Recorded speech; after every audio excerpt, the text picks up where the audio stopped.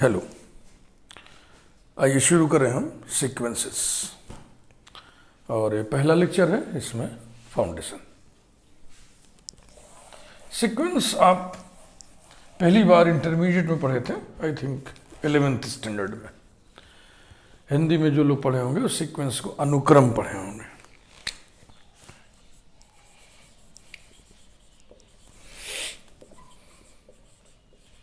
अनुक्रम एक ऐसी व्यवस्था जिसमें हर संख्या का एक अनुयायी हो, उसके पीछे पीछे चलने वाला हो।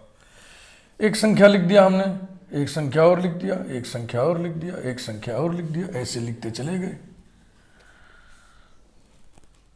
क्रम से लिख दिया, यानी कि ये तय हो जाए कि ये पहला है, इसके बाद जो लिखा गया है वो दूसरा है, इसके बाद जो लिखा गया है वो तीसरा है, इसके बाद जो लिखा गया है चौथा है, एंड सो ऑन। इस क्रमित व्यवस्था को, ऑर्डर्ड अरेंजमेंट को सीक्वेंस कहते हैं, अनुक्रम कहते हैं। हर पद का एक अनुयायी है, हर पद के पीछे एक पद और है। ये जो संख्याएं लिखी गई है ना, इनको पद कहते हैं, अनुक्रम का पद, term of the sequence, term of the sequence. और ये जो संख्याएं लिखी गई हैं ये वास्तविक संख्याएं, रियल नंबर्स हैं। कॉम्प्लेक्स नंबर्स के भी सीक्वेंस होते हैं, लेकिन वो आपके सिलेबस में नहीं है, वो MSc के बच्चे पढ़ते हैं। तो सीक्वेंस मोटे तौर पे क्या हुआ? N ordered arrangement of numbers is called sequence. अब अरेंजमेंट चाहे तो आप हॉरिजॉन्टल अरेंजमेंट बना ले, चाहे आप वर्टिकली बना ले, चाहे आप डायगोनली बना ले, लेकिन यही चलन में है, सुविधाजनक यही है। तो यही सीक्वेंस है। एग्जाम्पल से कुछ बातों को और समझिए। एक सीक्वेंस हमने लिखा 1, 2, 3, 4, so on। एक सीक्वेंस हमने और लिखा 2, 3, 5, 7, 11, 13, 17, 19, 23, so on। पहचानिए, this is sequence of positive integers, this is sequence of positive prime integers. 1 के चक्कर में ना पड़िएगा, 1 इज नॉट प्राइम नंबर। पहला प्राइम 2 होता है, जो कि इवन होता है, बकिया सारे प्राइम ऑड होते हैं। तो गौर से देखिए, this is sequence of positive integers, this is sequence of positive prime integers. देखो, अभी तक यह ज्ञात नहीं हो सका है कि जनरल प्राइम कौन होगा, यानी इस सीक्वेंस का nth टर्म हम नहीं बता सकते। nth प्राइम कौन होगा, जनरल प्राइम नंबर कौन होगा, ये आज तक पता नहीं चल पाया है। तो इस तरह के सीक्वेंस को, जिसमें हम nth टर्म ना निकाल सकें, उसको हम बोलेंगे सीक्वेंस विदाउट रूल। लेकिन इसमें देखो, आप बता सकते हो ना, पहला 1, दूसरा 2, तीसरा 3, चौथा 4, तो nवां टर्म क्या होगा आप बता सकते हो, n होगा, and so on.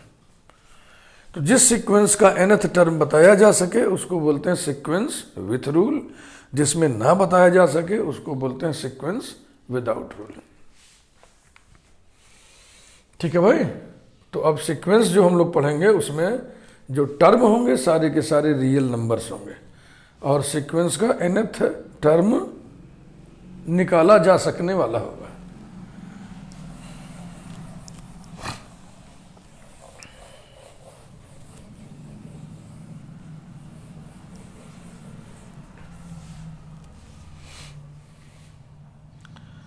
Functional treatment.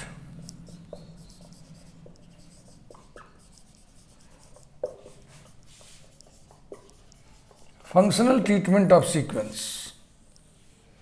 Set of all integers, set of all positive integers, n लिया हमने,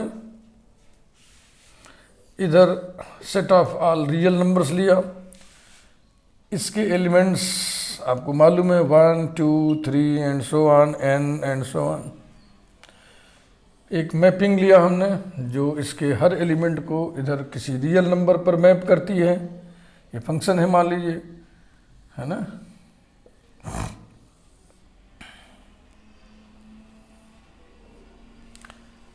वन का इमेज माना कि A1 है, तो f of 1 equal to A1, ही तो होगा ना, f of 1 equal to A1। 2 की इमेज मान लीजिए A2 है, F of 2 equal to A2। 3 की इमेज मान लीजिए A3 है, F of 3 equal to A3 and so on. n के इमेज को आप मान लीजिए AN है,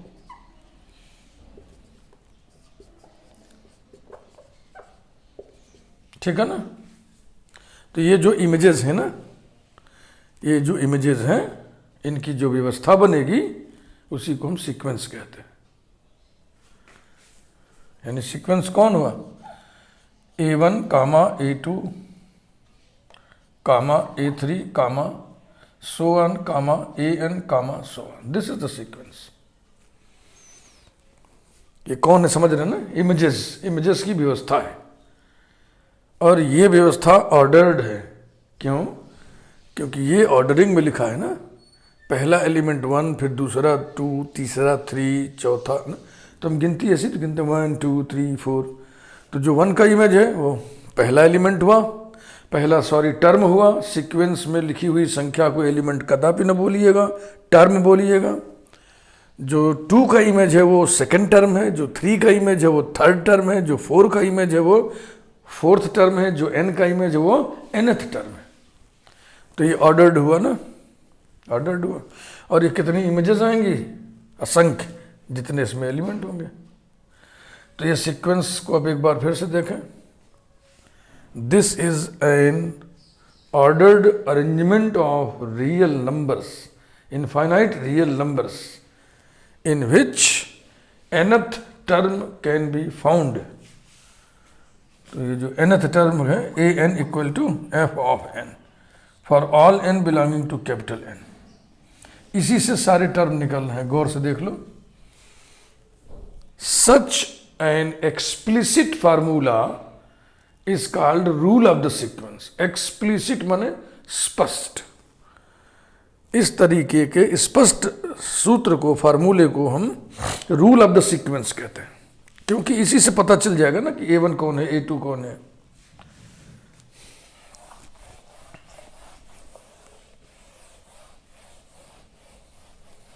तो अब सीक्वेंस का डेफिनेशन लिखना होगा तो आप इसी को लिखिएगा। हायर एजुकेशन में यही लिखना चाहिए। कैसे लिखेंगे आप?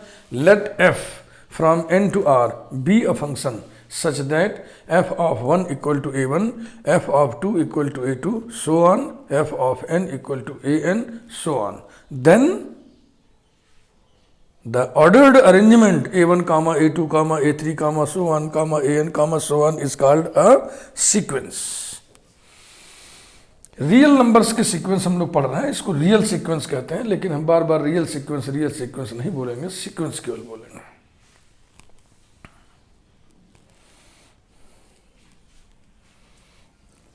Range of sequence, the set of, अभी देखो सेट को अंडरलाइन करो, the set of all images, यही होता है रेंज। सीक्वेंस के टर्म्स रिपीट कर सकते हैं, लेकिन आपको मालूम है सेट में जो एलिमेंट्स लिखते हैं आप वो रिपीट नहीं करते।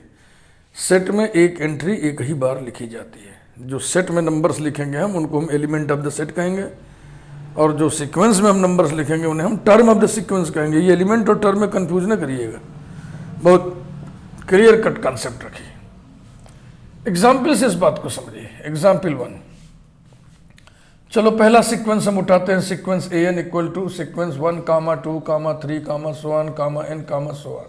This is sequence of positive integers. इसका रूल क्या होगा? रूल होगा AN equal to n for all n belonging to capital N। इसका रेंज क्या होगा? रेंज को इस तरीके से नोटेशन दिया गया है, ऐसा लिखते हैं। रेंज इक्वल टू क्या होगा? ये सारे इमेजेस हैं ना, सारे ही इमेजेस हैं, उनको आप सेट में लिखना है। तो सेट में एक एंट्री एक ही बार लिखना है, तो यहाँ पर एक टर्म एक ही बार है, इसलिए कोई प्रॉब्लम नहीं है। 1 comma 2 comma 3 comma so on comma n comma so on, it is nothing but n। Example 2, sequence AN equal to sequence 0 comma 2 comma 0 comma 2 comma 0 comma 2 comma so on, ऐसे।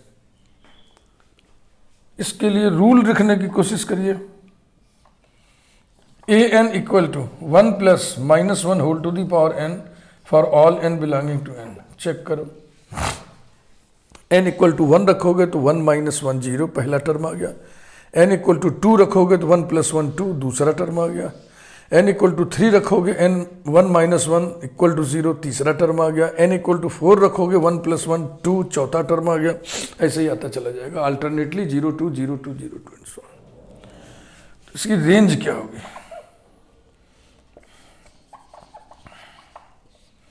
Range में क्या होगा, ये सारे terms को set बना के लिखना है। तो सेट में भैया एक एंट्री एक ही बार लिखाएगा, ये हुआ। मैं समझता हूँ इस एग्जाम्पल से एकदम क्लियर हो गया होगा कि रेंज क्या होता है, सीक्वेंस क्या होता है, सेट क्या होता है, टर्म क्या होता है, एलिमेंट क्या होता है। ये सारे टर्मिनोलॉजीज आपको क्लियर हो गई होगी। ये सेट है, समुच्चय है, और ये अनुक्रम है, सीक्वेंस है। सीक्वेंस में कोई भी संख्या रिपीट कर सकती है, लेकिन एलिमेंट में, अरे सेट में कोई भी एलिमेंट रिपीट नहीं कर सकता है।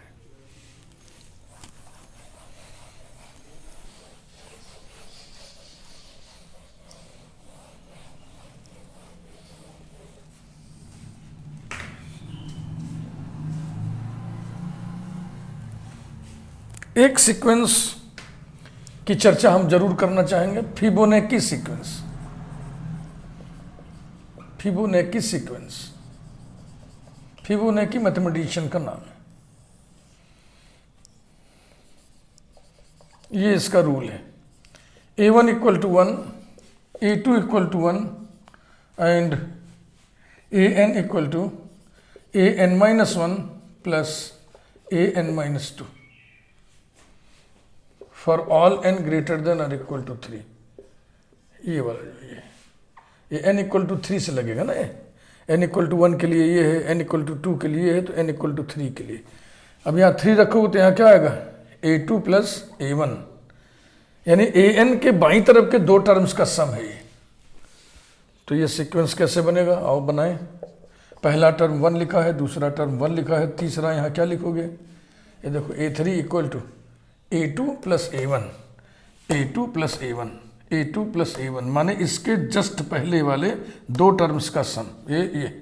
अब यहाँ क्या लिखोगे, इसके जस्ट पहले वाले दो टर्म का सम 3, फिर यहाँ क्या लिखोगे 5, फिर यहाँ क्या लिखोगे 5 प्लस 3 8, फिर यहाँ क्या लिखोगे 8 प्लस 5 13 एंड सो ऑन।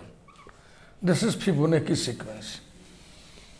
अभी बहुत इंपॉर्टेंट क्यों है, क्या इसकी खूबी है, मैं आपको बता रहा हूँ। ये सीक्वेंस ऐसा है जो नेचर में मौजूद है। अब आप गूगल पे सर्च करिएगा Fibonacci sequence in plant kingdom, इन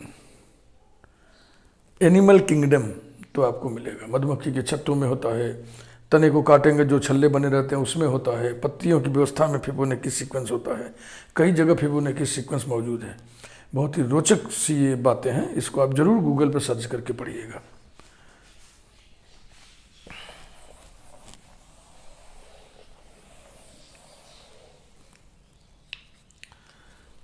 सब sequence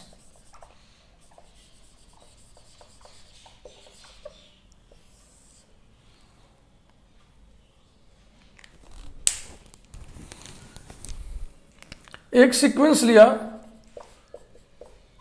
sequence a1 a2 and so on, an and so on. अब हम एक सब सीक्वेंस लिखने जा रहे हैं। पहले समझ लो, फिर डेफिनेशन लिखने का सौर सिखा देंगे। Sequence bn equal to sequence, इसी में से टर्म्स लेने हैं, ऑर्डरिंग को बिना छेड़े हुए।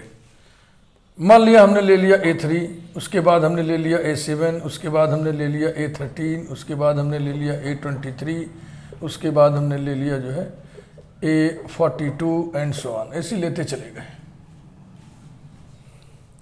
तो ये सीक्वेंस इसका सब सीक्वेंस कहलाएगा, क्योंकि इसके सारे टर्म्स इसमें हैं और ऑर्डरिंग वही है, रिमेनिंग द ऑर्डरिंग सेम। लेकिन अब सीक्वेंस बी एन के टर्म्स को क्या लिखोगे, B1 B2 B3 लिखोगे तो ये क्या हो गया, इस सीक्वेंस का ये पहला टर्म B1 हो गया, इस सीक्वेंस का ये दूसरा टर्म B2 हो गया, ये तीसरा टर्म B3 हो गया, ये चौथा टर्म B4 हो गया, ये पांचवा टर्म B5 हो गया, एंड सो ऑन। अब गौर से देखें कि सारे बी एन, ये जो B1 B2 B कैसे हैं, a with suffix, a with suffix, a with suffix, a with suffix, a with suffix, यानी ये ऐसे हैं ए एक्स एन को हमने सफिक्स बना दिया। और इस सफिक्स पे भी कंडीशन है, इसका सफिक्स अपने अगले वाले सफिक्स से छोटा है, ये सफिक्स अगले वाले सफिक्स से छोटा है, ये सफिक्स अगले वाले सफिक्स से छोटा है, तो ये कंडीशन हमने लगा दिया X N is less than X N plus one for all N belonging to capital N, है ना। तो इसको जरा खंगालिए, ये क्या लिखा है, x1 is less then x2, ये लिखा है x2 is less then x3, ये लिखा है x3 is less than x4 and so on, ही तो लिखा है। तो देखो ये 3x1 है और ये x2 है, तो x1 is less then x2, x2 is less then x3, x3 is less than x4 and so on. समझ गए ना। तो अगर समझ गए तो आप डेफिनेशन कैसे लिखोगे, अब डेफिनेशन ऐसे थोड़ी कॉपी में लिखाएगा। Subsequence, a sequence B N is a subsequence of the sequence an if bn equal to axn where xn less than xn plus 1 for all n belonging to capital N। ये चीज़ अगर हम पहले लिख देते तो बिल्कुल sir से ऊपर से निकल जाता, पकड़ ही नहीं आएगा इससे ना। लेकिन जब हम समझा दिए आपको तो मैं समझता हूँ आपकी समझ में आ गया होगा कि सब सीक्वेंस क्या होता है।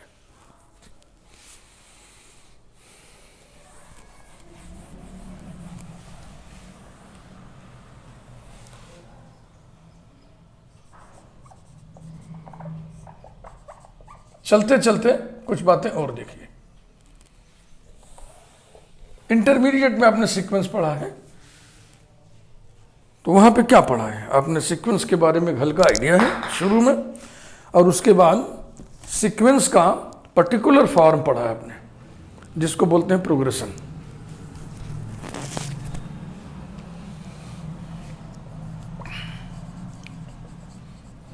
प्रोग्रेशन पढ़ा है आपने। प्रोग्रेशन की हिंदी होती है श्रेणी, वही सीढ़ी वर्ड से बना हुआ है। क्या होता है ये, a sequence following certain pattern.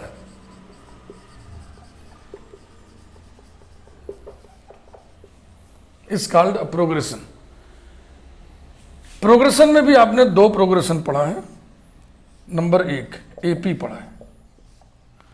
A sequence an is called an arithmetic progression if an plus 1 minus an equal to d constant। Fixed constant लिखना है, d लिखें जरूरी नहीं है, चूंकि ये डिफरेंस है ना, तो d फॉर डिफरेंस d लिख दिया हमने, कुछ भी लिखते हैं। For all n belonging to capital N। A2 minus A1 equal to D, A3 minus A2 equal to D, A4 minus A3 equal to D। समझ रहे हैं ना, किसी भी टर्म में से उसके पहले वाले घटाएं तो वही चीज आनी चाहिए, किसी में से किसी को घटाएं, इसीलिए जनरल रूप में लिखा गया ना ये।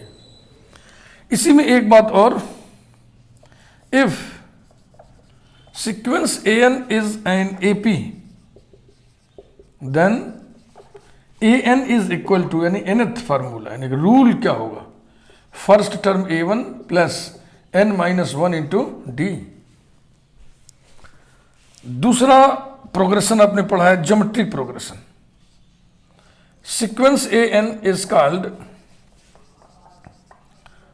ज्योमेट्रिक प्रोग्रेशन इफ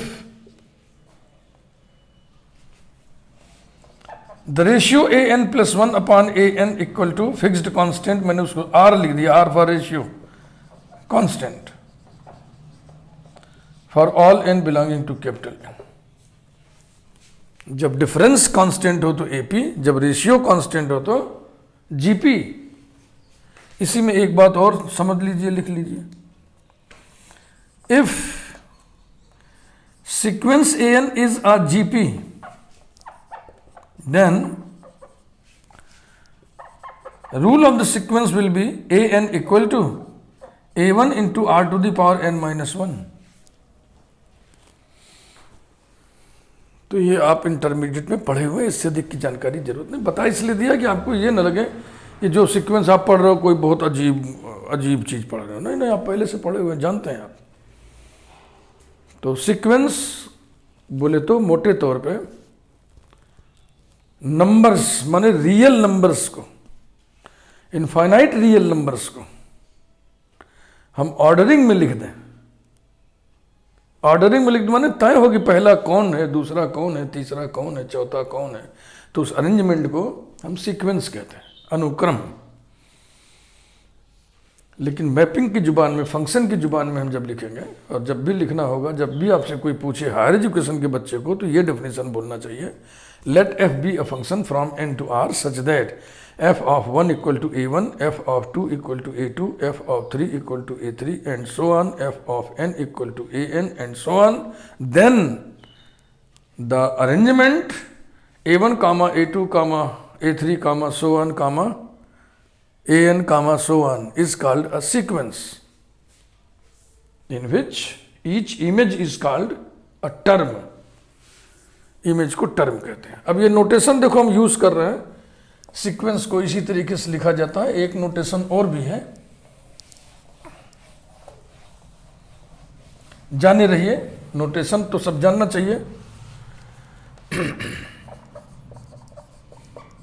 नोटेशंस ये दो होते हैं, एक तो जनरल टर्म को, nth टर्म को बीक ब्रैकेट में लिख दो, बीक माने चोंच होता है, और एक जनरल टर्म को तुम ऐसे करली ब्रैकेट में लिख दो, लेकिन ऐसे लिख के छोड़ो मत, नहीं तो सेट लगने लगेगा, इसलिए यहां ऐसे लगा दो 1 to infinity, तब ये सीक्वेंस लगने लगेगा। इसका मतलब ये है ब्रैकेट के अंदर क्या लिखा हुआ है, सीक्वेंस लिखा हुआ है, क्रम लिखा हुआ है ना, 1 to infinity क्रम बता दिया आपने, तो क्रम से लिखी हुई चीज ही सीक्वेंस होती है। तो इस प्रकार से आप सीक्वेंस की बुनियाद पढ़ गए। तो इंटरमीडिएट में सीक्वेंस जो आप पढ़े थे वो प्रोग्रेशन के रूप में पढ़े थे, वो भी दो प्रोग्रेशन केवल था, अरिथमेटिक प्रोग्रेशन, ज्योमेट्रिक प्रोग्रेशन।